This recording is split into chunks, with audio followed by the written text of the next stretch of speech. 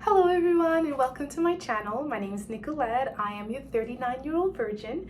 So I created this channel because I wanted to share with people reasons behind why it is possible to remain a virgin in this century that we're in. I know it's quite difficult to believe with all the over-sexuality of women and what you watch on social media and televisions and movies and television shows and movies and all of that. But I have been able to manage, by the grace of God, to make a vow to myself to remain a virgin until I am married. I have not yet married, so I am still a virgin. And so I wanted to make this vlog so I can share with people how it is possible and how they too can get on the same journey if they desire. And it doesn't necessarily have to be with just people who are virgins, but it can be with those who decide to be celibate. If you have lost your virginity or were in relationships and have now decided that you want to remain celibate, this is for you. And here are some tips of why or tricks that I have used in order to allow myself to be in this space for this amount of years. So today's video is going to be about another reason why I am still a virgin, and that is because I'm not regular. So when I say I'm not regular, I mean exactly that, okay? I have extremely high self-esteem. And I thank my aunt for instilling in me the notion that I am valuable and wonderfully and, what is the text that says, you are wonderfully and beautifully made, or something like that. I can't remember the text right now from the Bible. But it's a biblical verse that talks about how God created you in his own image, right? And that you are just beautiful. You are a masterpiece. He does not create ugly. All of these things, right? And also because over the years I have, worked on myself. I have educated myself. I speak multiple languages. I'm a nurse practitioner now doing my doctorate degree. I know etiquette. I, can go into any society and survive. I can travel the world, right? But I'm extremely talented. I'm a writer. I've published 2 books. I have 3 businesses. Like, there's so much about me that's extraordinary. Beyond the basics, right? Beyond the basics of I am a child of God.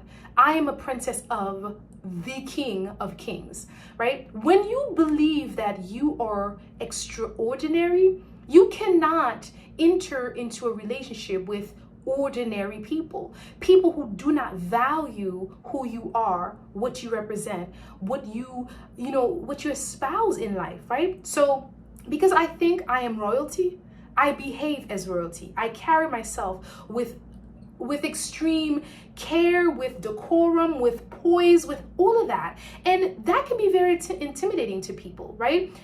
What do we call women who hold themselves to a high standard? High value, right? Or that we are high maintenance. I am a high maintenance woman, and I love that. And not everyone can deal with that. And I feel that that is part of why I am still a virgin. I have yet to find someone that I feel, quote unquote, worthy enough to have me as a girlfriend, or better yet, even to the point of having me as a spouse, right?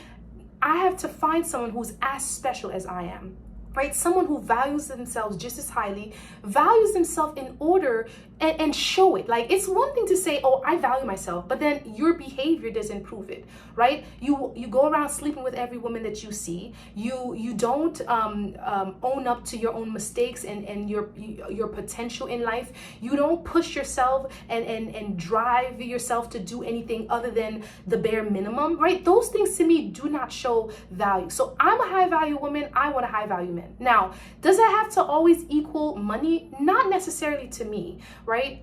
Yes, high value men and high value women usually do have lots of money. But you know what? I find there's a lot of people with money who are not, in my eyes, very valuable because they have no character. They talk down to people, they humiliate others, they do not value life, they cheat, they lie. To me, that's not value. If you would do anything and everything to gain money, if you don't value human life, and you don't uplift people, to me that your value is of no consequence. It's not worth anything because it's not going to get you into heaven. It's not going to get you into heaven. My value comes from the Lord. My value comes from the fact that I am a child of God. I follow his credence. I follow his commands. I follow his rules and regulations and principles and all of that. That's what makes me valuable. Not my intellect, not my money, not my position in life, not the power that I have or the influence that I may have on others. Granted, those things are part of it as well, because God says once you seek him, everything will follow. So yes, I have a lot of those things that I mentioned, but the most important thing is having God. And so because I value myself, I do not allow men, women, or anyone to speak to me any type of way, to treat me any type of way, right? You need to respect me the same way I respect you. And I do respect everyone, right? I also give people what they deserve, in the sense of, like, I will not, hurt you if you're trying to hurt me, but I will keep you at a distance, and I will not allow you to be called a friend or into my circle, enjoy my presence if you do not value yourself enough to be respectful to others and myself.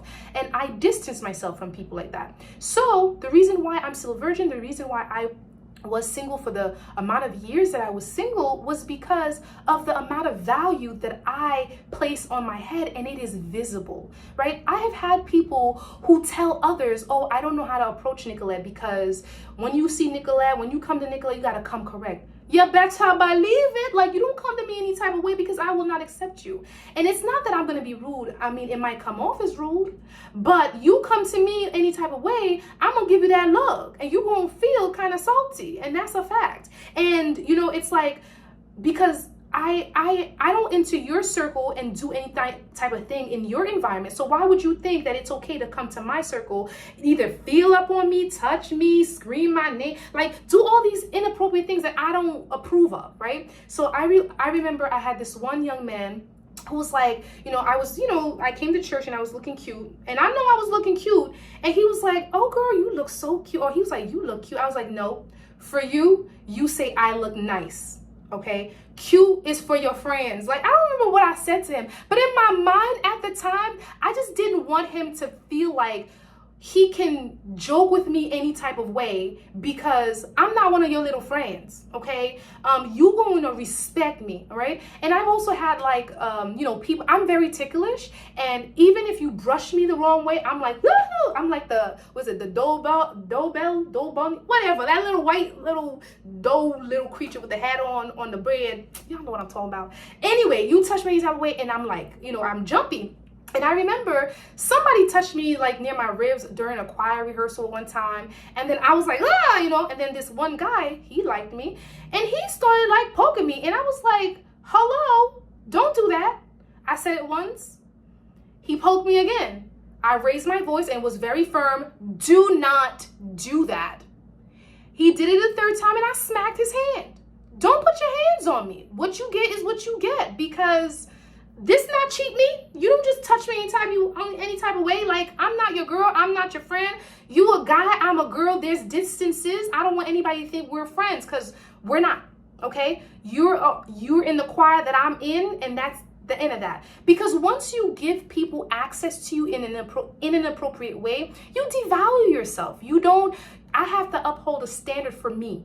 Now, maybe everyone's not like that. Maybe people think it's rude. And that's the thing, like, when you're too soft, like, oh, I don't want to hurt people's feelings, that's when you get in trouble, okay? Because if your feelings need to be hurt in order for you to find your way and fix whatever is wrong with you, that's what needs to happen, right? When our parents scold us, our feelings get hurt, and it's a reprimand so that we can get back on track. When God reprimands us, our feelings are hurt. So why all of a sudden, I don't want to hurt his feelings, and then you let him call you out your name, you let him, hey mama this, oh, I gotta go to see him because I don't want to be rude.